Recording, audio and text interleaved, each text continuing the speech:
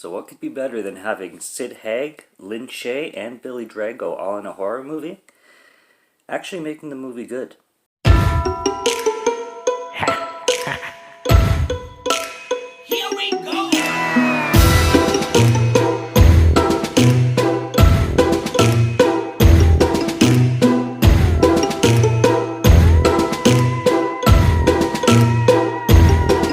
This night, you're gonna find that nightmares do come true. We will find you. Trick or treat. This night, you're gonna find that people. What's going on, guys? Welcome to 31 Days of Horror, Year 3. This is day 26. I am Morgan Film Fan. Let's jump into some scares. Wolf Moon, also known as Dark Moon Rising, is a 2010 film. It is directed by Dana Main, and it's another one. Again, found it for like $3 and decided to give it a shot. And this one happened to be a little bit on the lower end. Again, not that I really care for the price, but yeah, this was not good. There is so much wrong with this film. The acting is unbearable. The script might be even worse. I don't know. I don't know which one to pick on more. I mean, the wolf looks horrible. The story is shit. The best acting is from the people I just mentioned, Lin Shaye, Sid Haig, and Billy Drago, and you do utilize all three of them quite a bit in the film. It's not like they just show up for like a minute and a half each. But everybody else and everything else is just horrendous, like really hard to watch. So this review is going to be pretty damn short. Positives, I mean, every film has some positives. What do we got for positives? Well, first of all, I didn't even get into the synopsis, if you could even call it one. This small country town with its small town country folk basically discover a bunch of animal deaths, like on their farms and stuff with their horses and their cattle, and there's some kind of beast lurking. You find out that it's this mechanic who works in town, and you're basically following him, and he hates how he's transforming into a werewolf every night.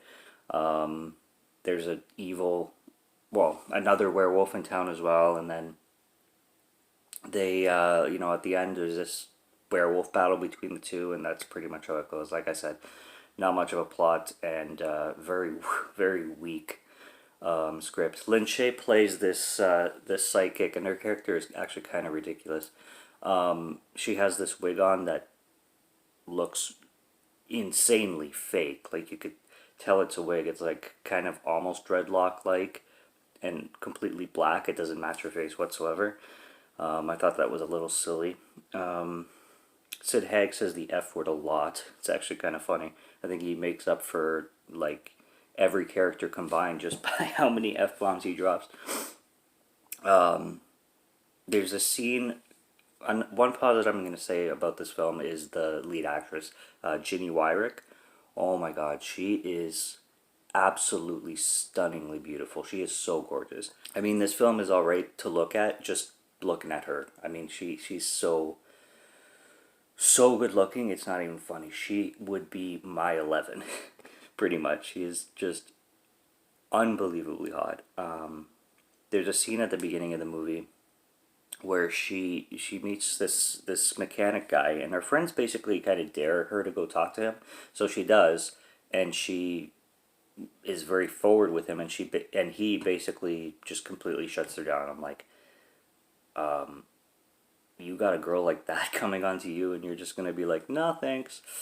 I don't know. And then he starts chasing her down the road afterwards because he was being a dick to her, and he follows her down, and he's like apologizing and she's all into him. They have absolutely no chemistry whatsoever, other than her being, you know, a really hot piece of ass, and him being your stereotypical mechanic with abs. And that's pretty much all the chemistry they have. And of course, they start a relationship right there and then. And there's a scene where also, which was ridiculous, this guy picks this girl up on the street to offer her a ride home, and he's like, hey, relax, I know your father and stuff. And she's like, oh, you know my father? Okay, no problem. Gets in the car.